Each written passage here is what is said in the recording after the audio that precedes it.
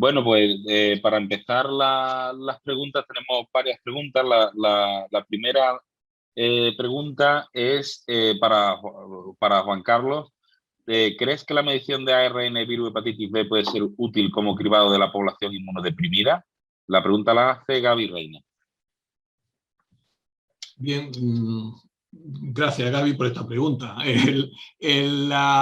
Siempre vamos a empezar por los datos que tenemos. Ahora mismo el ARN, donde nos podría aportar en los pacientes que tengamos una hepatitis clínica, y lo primero que vamos a hacerle si sospechamos de hepatitis B son los otros marcadores de hepatitis B. Entonces yo el ARN, donde realmente lo vamos a ver como un buen marcador, es para la respuesta al tratamiento e incluso, como indicaba y aparece en la guía, medir la probabilidad de recidiva en pacientes a los que se les vaya a retirar el tratamiento. También nos puede ayudar a determinar si hay infección o hepatitis, que es lo que nos va a definir la necesidad de tratamiento o no. Pero hoy en día la evidencia, yo en ese caso me podría aportar algo más, pero ¿a qué caso te refieres? ¿Al caso que sea un paciente inmunodeprimido que tiene el DNA positivo? Porque como técnica diagnóstica tenemos las otras. Vamos, yo creo que sí, que es lo que te refieres, Juan Carlos. Mientras si quiere puntualizar Gaby al comentario de Juan Carlos, una pregunta para Moisés. Es sobre el uso de betabloqueantes. Se ha visto que se sugiere o se ha visto que el uso de betabloqueantes disminuye, parece, el riesgo de peritonitis bacteriana secundaria en pacientes cirróticos. Y la pregunta que hacen es si está indicado el uso de profilaxis antibiótica secundaria en esta población también para la prevención de peritonitis bacteriana. Pero en la situación de peritonitis bacteriana...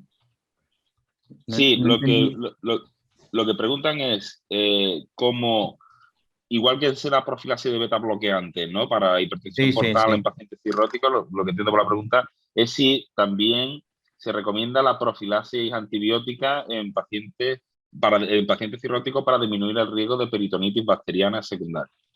Pero sin haber tenido peritonitis no lo recogen las guías. Quiere decir, para la peritonitis está perfectamente establecido al menos un año de tratamiento para evitar recidiva, pero solamente por el fenómeno de hipertensión portal no lo recogen las guías ni lo hacemos en la práctica.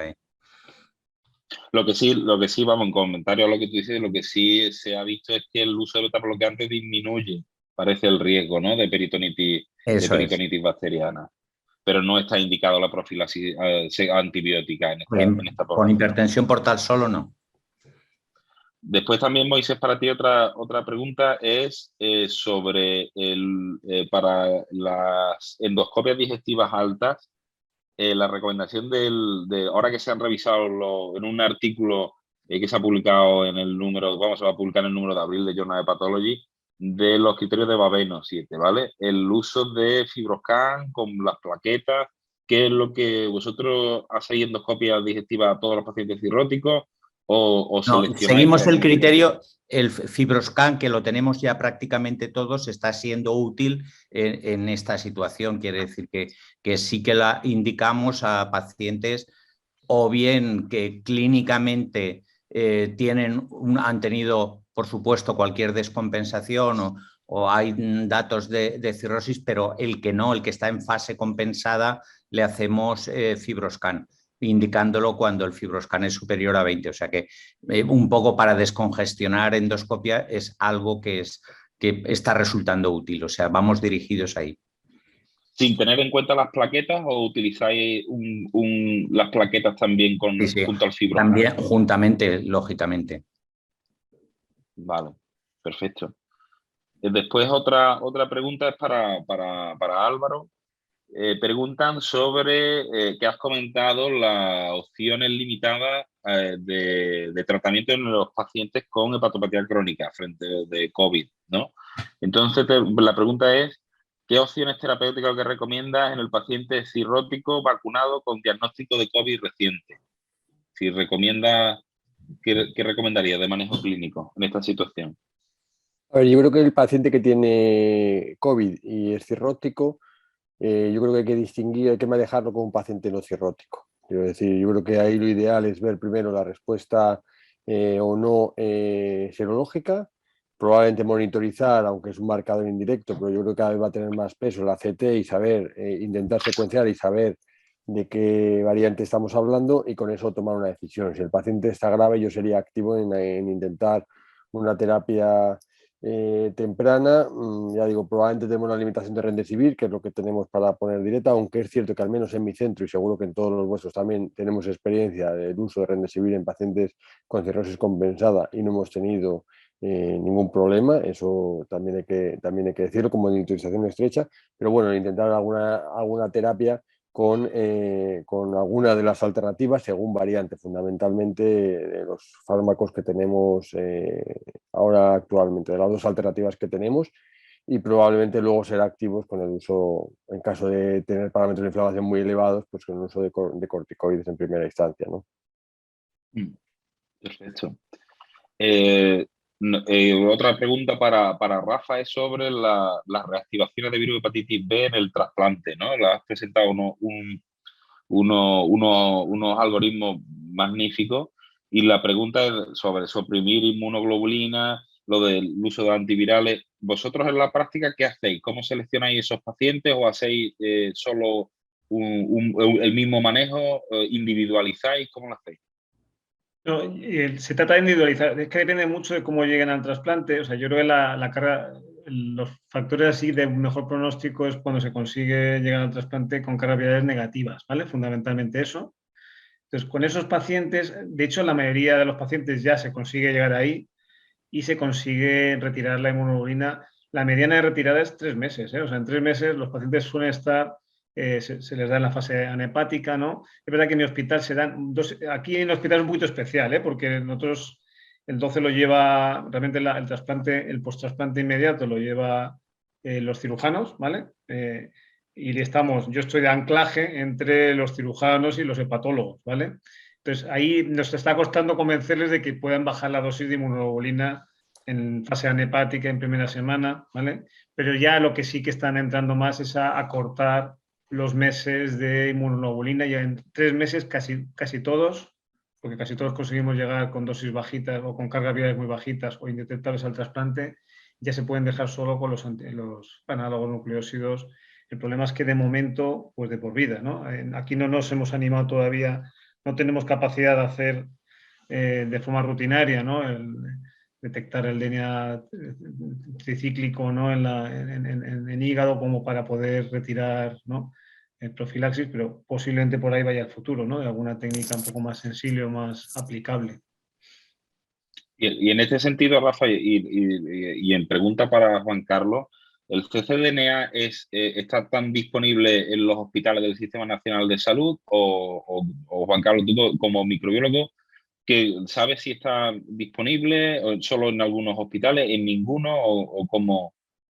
El cccDNA está como in-house en los pocos sitios, y yo no sé si puede haber un par de sitios a lo mejor en España, y me estoy atreviendo a decirlo, pero no solamente por la técnica que no está estandarizada, sino que también tenemos el problema de la aplicación a la biopsia hepática.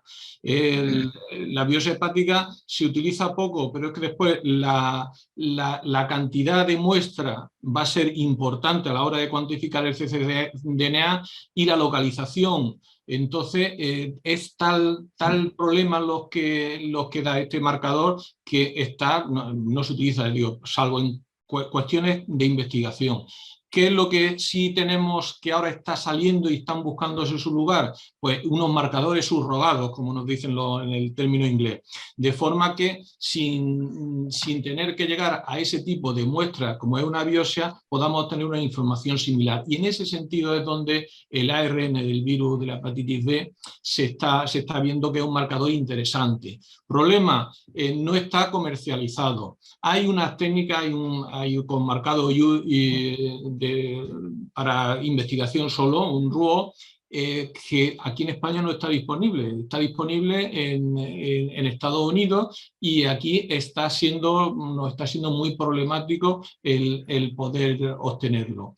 Sale referido en algunos trabajos, que por eso os puede sonar incluso, porque de hecho en algunos de los trabajos que se han comentado en el grupo G, salía este marcador, pero no está disponible, y cuando he ido a informarme directamente con las casas comerciales que estaban indicadas ahí, no hay nada. Es un marcador, yo creo que va a ser el que va a buscar un sitio muy claro con los nuevos tratamientos que nos van a venir del virus de la hepatitis B y sobre todo para poder parar la terapia, porque es lo más parecido al cccDNA. Perfecto. Y vamos, hay muchas preguntas de hepatitis B. Como has dicho tú antes, Juan Carlos, lo conocemos desde hace muchos años, pero quedan todavía muchas incógnitas. Y esta pregunta es para Álvaro. Yo creo que también podéis responder todos, ¿no? Que es porque aplica, ¿no? El paciente con anticore aislado que inicia tratamiento con tocilizumab. Está indicado según las guías del ISEL, no específicamente para COVID, ¿no? Pero el tratamiento de inmunosupresor iniciar terapia. ¿Cómo lo maneja o cómo lo manejáis este tipo de pacientes? Sí, efectivamente. Dentro del COVID yo creo que no se ha estado haciendo. Lo que sí que creo que es como mínimo adecuado es hacer una determinación de ADN y hacer una monitorización estrecha, ¿no? En lo que es el core aislado con ADN negativo y antígeno de superficie negativo, ¿no? Sí que es verdad que en las guías de reumatología es así, pero es verdad que ellos utilizan pautas muchas veces más prolongadas, que si el TOCI dentro del COVID es dosis única normalmente, y es verdad que es un fármaco con una vida media larga y que tendremos que estar pendientes, pero bueno, en general yo creo que no ha habido una indicación, o hasta donde yo sé la mayor parte de los centros no han sido muy activos en esa situación haciendo profilaxis. Antonio, si me permites, yo Sí, claro. en esta situación sí que hago un control estricto, aunque sé de compañeros que incluso están dando tratamiento. Dice que es más barato en este momento hacer eso que el hacer determinaciones, dado el precio al que se han puesto los análogos. Y lo otro, lo que señalas, en este momento el virus C dejó de ser un problema para los médicos y prácticamente no tiene ningún problema. O son mínimos y en situaciones muy especiales. Y es el virus B el que sí que nos ocasiona situaciones un poco enrevesadas en ocasiones. El hecho de no poder abordar el DNA-CCC y tener que buscar estos marcadores, por ejemplo, que se están utilizando en los ensayos en los que estamos participando. Quiere decir que en este momento, digamos que el virus que nos está dando es un reto y que estamos interesados es el virus B, sin duda. Totalmente. Rafa, ¿algún comentario de este tipo de pacientes? No, yo lo que ha comentado Álvaro es que realmente el tocilizumab tampoco tendría por qué tener la replicación de virus B, aunque se describe. Yo no sé si es por tratamientos concomitantes y tal, porque en realidad la forma de actuación del monoclonal, ¿no?, frente a la interleuquina 6 y tal, tampoco es no es una citoquina absolutamente fundamental para el control del virus B. O sea que tampoco, yo no sé cuánto, o sea, yo tengo mis dudas de que tenga una implicación directa. Evidentemente, en pacientes de reuma que llevan más tiempo, llevan más fármacos, está descrito, ¿no? Siempre los fármacos concomitantes hacen su papel, ¿no? El propio esteroide seguramente tenga más papel a la hora reactiva del virus B. Entonces, yo creo que con dosis única nosotros ni siquiera hacemos monitorización, ¿eh? Nosotros, porque es una dosis única, es algo muy peculiar, ¿no? No hacemos en general, si miramos monitorización hepática, sí que está descrita más, yo creo que más descrita la hepatotoxicidad directa del tocilizumab, ¿no? más que la propia activación del virus B, ¿no? Después, otro tema, Rafa, es sobre lo has comentado, ¿no? El impacto de los tratamientos de los fármacos de acción directa, ¿no? La disminución de la casuística de trasplante del virus de hepatitis C.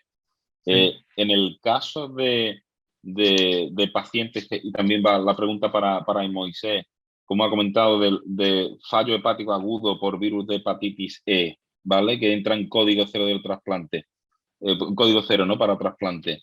¿Estaría indicado que pensáis iniciar tratamiento con ribavirina también en estos pacientes o sería demasiado arriesgado para intentar que... ¿Qué pensáis? Pues es una posibilidad, pero en estos pacientes pasa la responsabilidad a los equipos trasplantadores. Quiere decir que no llegamos a plantearnos dar ribavirina a un paciente que se nos pone muy malito y pasa prácticamente al trasplante. Quiere decir que es una oportunidad, pero de la que no tengo experiencia y que no he hecho, ya que sencillamente en este momento el número de casos es tan pequeñito y el contacto es permanente, en mi caso con la fe, de que en cuanto tenemos un caso, aunque no esté grave, les avisamos, y lo que es crucial es la aparición de la encefalopatía para enviarlos al trasplante. Mientras tanto, tratamos de mantenerlos nosotros, pero no lo he hecho. El dar ribavirina, de todas maneras, el número de casos es tan pequeñito, afortunadamente, que son casi anécdotas. No, nosotros ninguna experiencia. O sea, esta situación no se nos ha dado nunca, yo creo, ¿no? O sea, hablar de una hepatitis fulminante por virus C que requiera trasplante. Vamos a ver, yo creo que en esa situación, pues igual que en otras fulminantes, ¿no? Incluso hemos hablado de herpes simple, ¿no? O sea, yo creo que sí parece razonable, ¿no? En ese caso, yo sí trataría, o sea, pero sería un caso excepcional y yo me parece razonable tratar a dosis probablemente más altas que la que damos en crónica, ¿no? Darle dosis ya de 1 gramo, a lo mejor.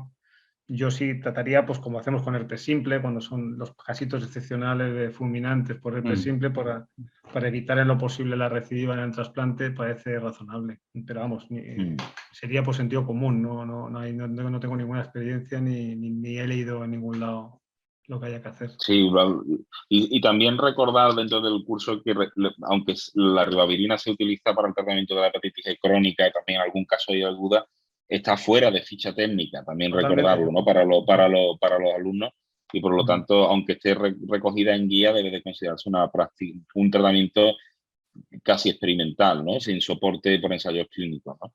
Y siguiendo un poco con el tema del virus de la hepatitis E, has hecho un comentario antes, Rafa, que estoy de acuerdo contigo, ¿no? Las recomendaciones de la Sociedad Británica de Trasplante, además, no dicen solo de cribar el virus de la hepatitis E en el injerto, ¿no? Sino ponen hasta un tiempo en el que hay que cribarlo, ¿no? Dicen, en las primeras 24 horas hay que cribar el virus de la hepatitis E. ¿Qué piensas de esto?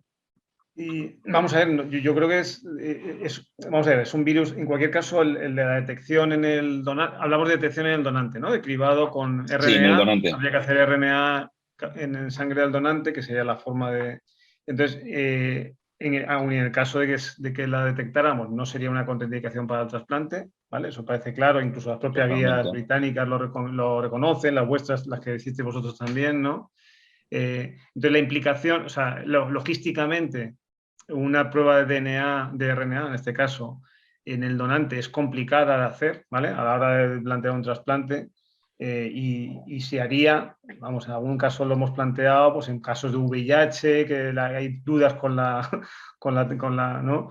Pero en este caso yo creo que logísticamente no le veo mucho sentido. Otra cosa se podía plantear de forma ya después, con el tiempo, a lo mejor si toda la información es buena, y saber que el paciente, que el donante tiene RNA para virus C es bueno a la hora de luego valorar alteración analítica en el post-trasplante, o sea que no, creo que es una buena información, pero engranarlo en la infraestructura de trasplante no lo veo factible, ¿vale? De hecho, no hay suficiente información ahora como para que sea clave, ¿no? Entonces, es posible que debamos tener, claro, para la prueba de RNA necesitamos plasma, ¿no? Entiendo yo, eso tenemos aquí a Sí, Juan Carlos, ¿no? o tejido, ¿no? O tejido se puede utilizar también, ¿no? Una propia Vale, hacerlo en muestra, ¿no? tejido. De biopsia del injerto. A lo mejor guardarlo, no sé, si se puede, lo que pasa es que, claro, yo como Claro, screening en el momento del trasplante ahora mismo no lo veo indicado. No. yo lo veo más como tú dices, ¿no? El contexto como una información para tenerla no hace falta las primeras 24 horas, ¿no? Eso Con las sí. guías británicas yo creo que es demasiado exagerado las primeras 24 horas y sobre todo en el contexto de un rechazo agudo del injerto córtico resistente, ahí tener esa información sí podría ser muy No, pues interesante para el manejo, pero... tener plasma o tejido guardado vamos, eso en general es bueno, tenerlo siempre para cualquier problema que haya en el post-trasplante inmediato, ¿no? Hay siempre accidentes de transmisión a través de la donación, ¿no? Y de casos que no entendamos, ¿no? Siempre nosotros tiramos de ahí, ¿eh? O sea que cuando tenemos dudas en el post-trasplante de una posible infección transmitida por donación, hay que tirar de las biopsias, tirar de las muestras del donante y empezar a pensar no solo en hepatitis E, sino en cosas raras, ¿no? En accidentes de la donación. Y después otro tema del trasplante y hepatitis G es las recomendaciones de ISEL, las de GEP también iban un poco en esta línea, es iniciar como primera opción terapéutica la disminución de la inmunosupresión, ¿no? En este caso, los datos más recientes muestran que esta práctica puede ser arriesgada, en el sentido de que el control de la viremia se puede hacer. Hay artículos del grupo de Nassim Kamar que puede llegar hasta una media de tiempo de 12 meses, cosa que tener un virus replicando durante 12 meses, aunque después se resuelva, ¿no? Y la recomendación parece, aunque no esté recomendado, ¿no? La tendencia es iniciar tratamiento casi inmediatamente, ¿no? ¿Qué piensas de esto? ¿Disminuir inmunosupresión o iniciar tratamiento? Claro, depende. Claro, la mayoría de los casos que nosotros diagnosticamos, o sea, yo seguro que va a haber casos, seguro, en trasplante hepático tardíos, que incluso nos los comamos, ¿no? O sea, que yo creo que en el post-trasplante inmediato, el reajuste de la inmunosupresión no es tan sencillo. O sea, yo creo que aquí y luego, sobre todo, que en este caso, incluso el propio tratamiento, la evolución es muy tórpida. O sea, que el tratamiento es lo que tenemos, ¿no? Pero la ribavirina seguramente que en unos años se supere, ¿no? O sea, yo creo que es un tratamiento subóptimo, les cuesta, ¿no? Las respuestas virales, les cuesta bajar la carga viral. Yo en otros la tendencia es a tratar, ¿vale? A tratar, no hacer reajustes, porque los casos que hemos tenido casi todos han sido en el post-trasplante más o menos inmediato, con dificultades para reajuste de inmunosupresión, siempre el rechazo, ¿no? Está por medio, ¿no? Entonces, la tendencia es a tratar efectivamente sin esperar que el reajuste, porque además tampoco sabes cuánto hay que esperar, ¿no? Es lo que tú sugieres, ¿no? ¿Cuánto esperas? Claro, que no. En un virus que tiene una dinámica muy, muy subaguda, ¿no? No baja bruscamente, no es como el Steinbar, que tú en cuanto le baje la inmunosupresión o CMV va a bajar rápidamente. La experiencia o lo que se ve es que va poco a poco, no bajando. La tendencia es a tratar nosotros, ¿eh? Los poquitos casos, que a propósito hoy por hoy sigue siendo, ahora mismo es casos muy, muy, muy, muy contados. A lo mejor yo puedo contar con los dedos de la mano los casos en los últimos 2 años porque los estamos buscando activamente y tal, ¿vale? Además, como comentario, hay un tipo de trasplante que lo apuntaba Antonio Aguilera, no en este curso, ¿no? Sino que hay que tener muy en cuenta que es el trasplante de pulmón, ¿no? Para el virus de hepatitis E, por la terapia inmunosupresora que requiere el trasplante de pulmón y que en esta población está muy poco estudiada y la casuística y el impacto clínico es alto, ¿no? Para esto, ¿no? Ya ya la última pregunta es un poco también para todos, a ver qué pensáis. Y empiezo por Juan Carlos. A la hora de simplificar el tratamiento del virus de la hepatitis C, has puesto muy bien lo que son las recomendaciones de fin de tratamiento, de respuesta viral sostenida, pero las guías americanas y las europeas tuvieron un tiempo también tonteando con el tema este, es de que no hace falta tampoco ni carga viral en la respuesta viral sostenida, por la eficacia que tienen los fármacos. ¿Qué pensáis? ¿Vosotros lo hacéis? ¿O pensáis que por optimización de recursos, como prácticamente se va a curar todo el mundo, no hace falta. ¿Qué pensáis de esto? Bueno, yo sigo haciéndolo y si no lo hiciera, pues perdería aproximadamente, como tenemos centralizado en la Consellería de Sanidad los tratamientos que enviamos, pues perdería 1 de cada 100 que sí que aproximadamente. O sea, Bosevil el último año y medio he recetado creo que 1, que ese lógicamente lo perderíamos. Quiere decir que estamos en un medio que nos podemos permitir el hacerlo. Yo creo que eso es para otros países donde las dificultades de diagnóstico sean grandes o los costes. Quiere decir que sí que desde hace ya varios años en países del sudeste asiático, donde incluso compañías farmacéuticas están proporcionando los fármacos, es hacer test incluso en gota seca o en determinaciones darles el tratamiento sin ningún control posterior.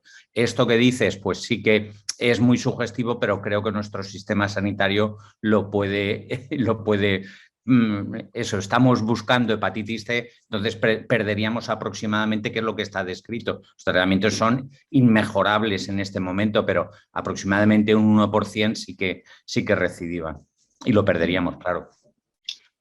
Totalmente de acuerdo con Moisés. O sea, estamos en un medio donde eso no lo podemos permitir. Se ha reducido muchísimo la carga, salvo ahora lo que hemos tenido de carga de trabajo con el coronavirus, pero la carga, simplemente hablando de hepatitis C, se ha reducido muchísimo. Yo creo que debemos de seguir confirmando, porque si no, fíjate que estamos intentando acceder a poblaciones muy difícilmente para poderlas tratar, con una inversión importante en medios y en personas, y vamos a dejar que se nos escape ese 1%.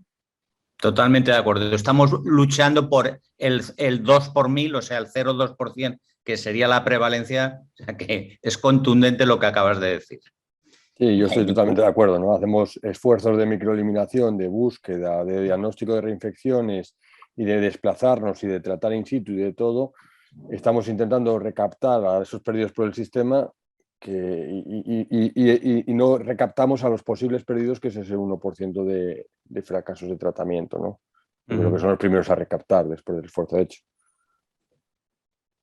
De acuerdo. Eso además sería algo, como tú dices, Álvaro, perdidos por el sistema, estos serían perdidos por el sistema, ¿no? Totalmente, ¿no? Además, no del sistema, sino por el sistema. Al final son cosas que se intenta simplificar, ¿no? Como lo del genotipo, que no hace falta, pero después tiene su utilidad en el contexto de las reinfecciones, ¿no? Sobre todo en población vulnerable, para ver si son reactivas y reinfecciones. Y yo creo que esto, como apuntábamos, Moisés, esto va en otro contexto, ¿no? El contexto más americano de simplificar absolutamente todo y vas a una vez al médico, te da todas las pastillas y ya está, ¿no? En otro contexto sanitario también, ¿no? Pues nada más, son las 8 de la tarde, hemos terminado en tiempo. Agradeceros en primer lugar a los ponentes por vuestras ponencias, vuestro tiempo y a todos los asistentes, que hoy también hemos superado los 100. Y nada más, os emplazo para el próximo jueves el último módulo sobre tratamiento de las hepatitis virales. Y nada más, que tengáis un buen jueves y Moisés, ni de la crema, se dice. Sí, pero el 19, aunque va a ser mojada, sigue lloviendo y sigue la ofrenda, ¿eh?